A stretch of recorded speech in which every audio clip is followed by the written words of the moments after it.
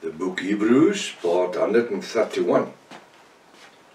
I'm Professor Hannes Redlinghuis of the First Assembly of Yafashua in South Africa, Pretoria, Montana, also international.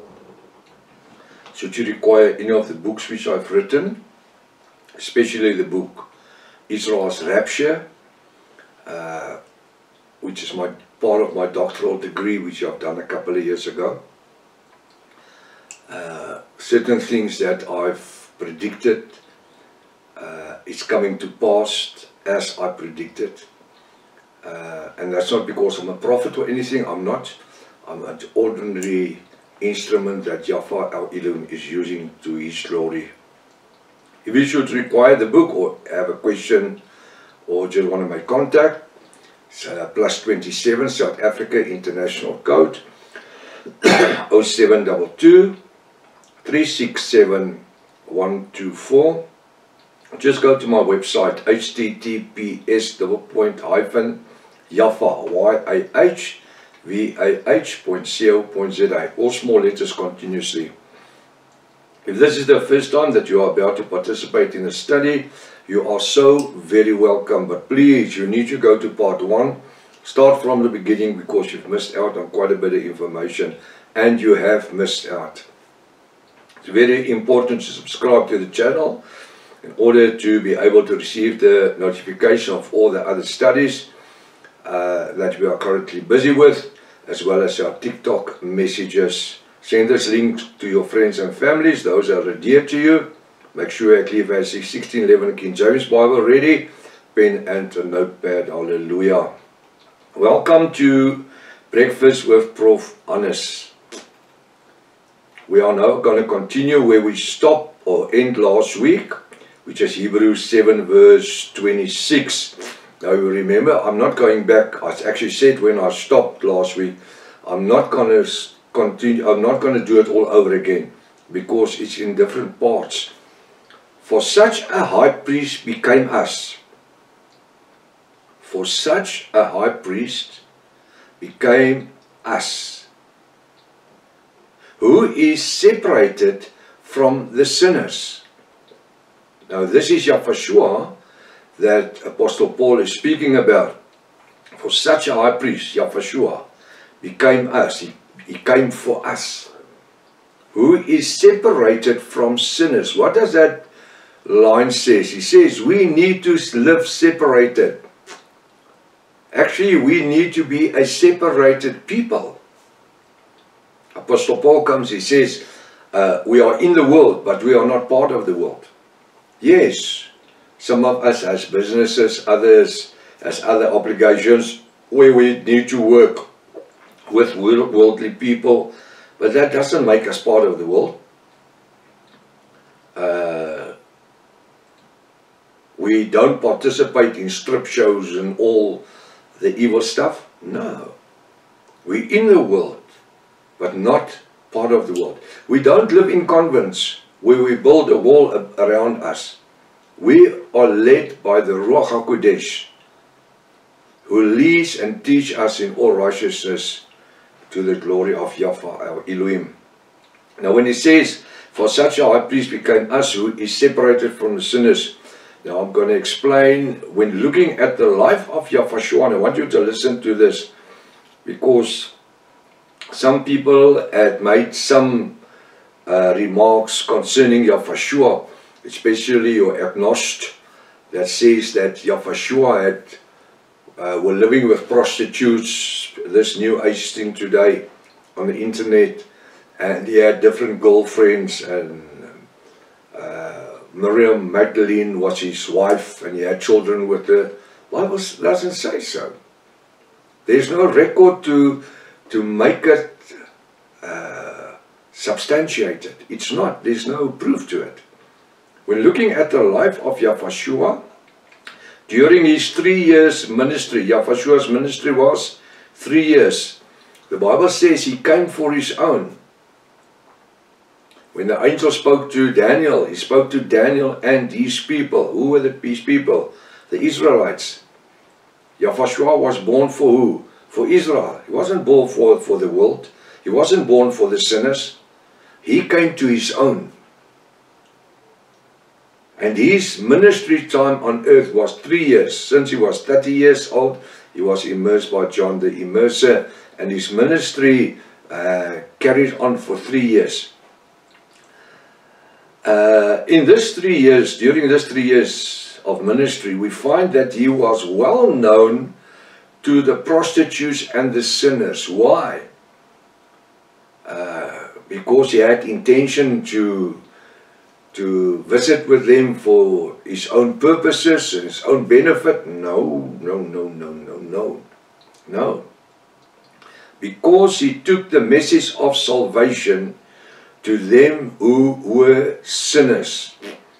I can remember when I was a young lad, about 17 years old, myself and Pastor Rinus, a friend of mine who's also, he died already, gone home. We used to go to Reiger Park. It is a coloured suburb in Boksburg, where we went on Friday nights and Saturday nights, where we preached the gospel of Jesus. Those years we didn't know the names, we were preaching Jesus. On the street corners, we had a little battery amplifier with a guitar. I was playing the guitar, and we had an old uncle, he was playing the piano accordion, Umpiti. So we would go and preach the gospel to whom? Who were listening to us? It wasn't the upmarket people, the prostitutes that were standing under the lamppost waiting for somebody to pick them up. And the people, we call them in South Africa hobos, the ones that smell like spirits and petrol, and they smoke grass, and they were, those years it was a big sin, dagga or green grass, and so on the end of the day, that's how we started to preach. That's where we learned to preach. And why did we do that? Because we had ambition. We had an evangelical, we were evangelists, not evangelical. We were evangelists in body, soul and mind. We were just want to preach the gospel, speak to people about Jesus Christ and the blood that he was shed for us.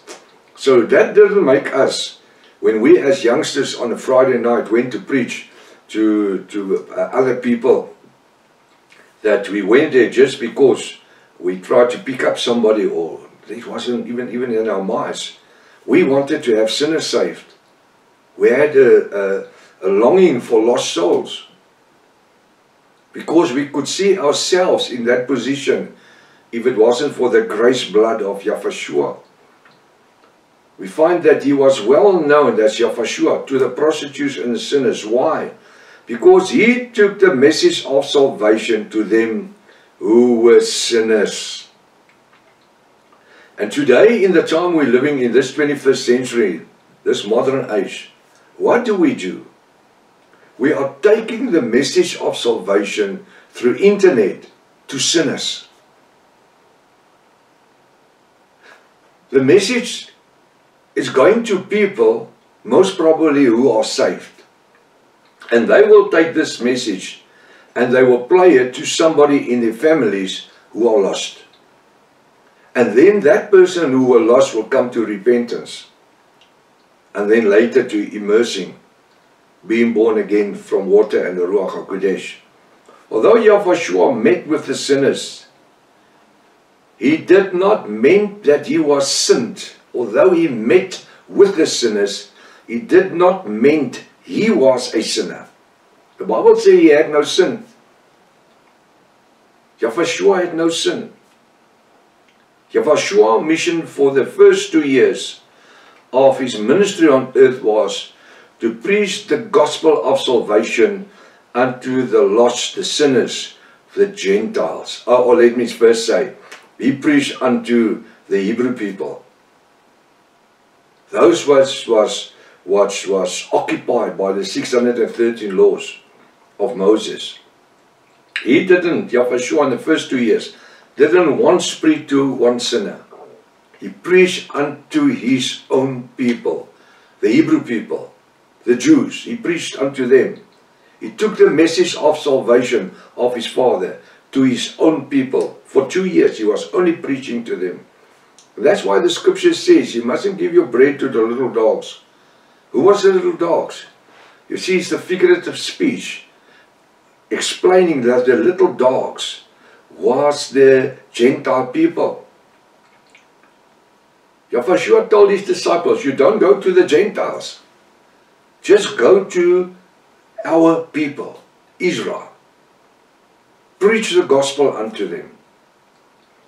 And that's why when you study the Gospels, well, actually the whole New Testament, the four Gospels, Matthew, Mark, Luke, and John, and the others, you will find seldom, it's mostly Peter, Apostle Peter, that spoke to the Gentiles, as on the day of Pentecost, Acts 2, where 3,000 sinners, Gentiles, came to repentance after the outpouring of the Ruach HaKodesh.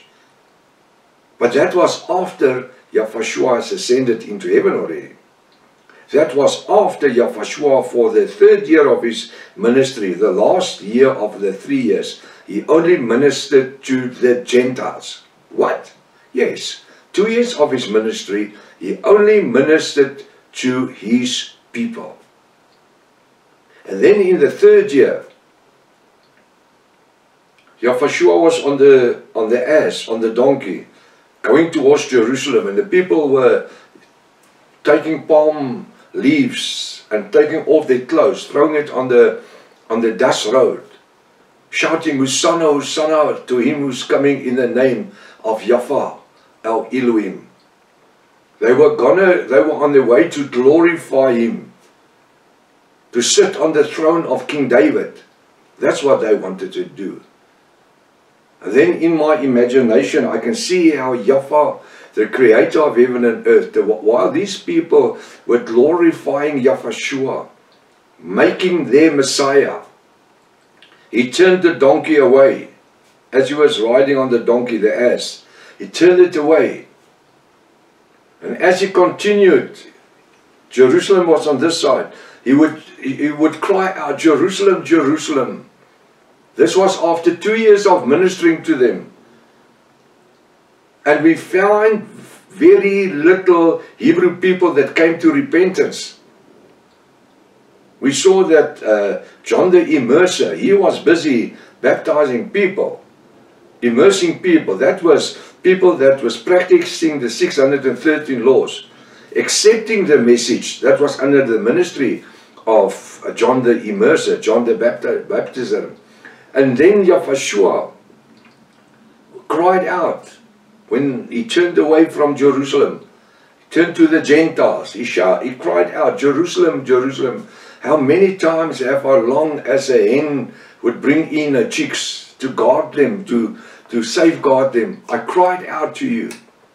You wouldn't allow me. For 2 years I preached the gospel of salvation unto my people, and you rejected me. How many times Jerusalem with the Sanhedrin and with the Hebrew people, would they wanted to stone me to death? How many times in those 2 years? Why did he shout that? Why did he accuse his own people? Because the father was turning the ass away from Jerusalem. He was on his way to Jerusalem. And suddenly there was no Jewish people, Hebrew people, who were further throwing any clothes in front of the ass. No. The next moment I see in scripture that he stands at the well, speaking to a Gentile woman, saying, give me water. Give me water. I need some water. And she says, how come that you who are a Hebrew man have a relationship with a Gentile, with a Sumerian? Now, I've got a dictionary that shows that the Sumerian people were a crossbred of 10 different nations. How come that you speak to me? She knew that for 2 years Yahushua just spoke to his people, Israel. How come you are speaking to me? You see what Yahweh our Elohim has done? He turned the gospel of salvation, which was meant for his people, Israel, away to the Gentiles, to the Samaritans. Why? Because they wouldn't accept Yahushua as Redeemer, the Savior, the expected Messiah. Yahushua turned the donkey away, standing at the well. Now this woman says that her forefather, her ancestor, was Father Abraham. But she was a Sumerian.